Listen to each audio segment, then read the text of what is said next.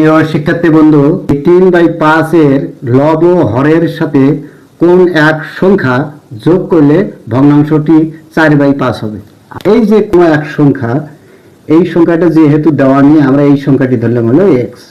এখন দেখেন এই 3/5 এর লব আর হরের সাথে আমরা 3/5 লিখলাম, লব ও হরের সাথে কোন এক সংখ্যা, সেই সংখ্যাটা কত x যোগ করলে, তাহলে লবের সাথে আমরা x যোগ করলাম, আবার হরের সাথেও x যোগ করলাম, তখন ভগ্নাংশটি কত হবে? ভগ্নাংশটি 4/5 হবে। এই 4/5 হবে। এখন ক্যালকুলেশন করব, আর আর যদি আমরা গুণন করি, তাহলে 5 দিয়ে যদি এখানে গুণন করি, 3 5 হলো 15, যোগ হলো 5x সমান হলো কত? 4 দিয়ে এখানে গুণন করব, 4 5 কত? 20, যোগ হলো কত? 4x।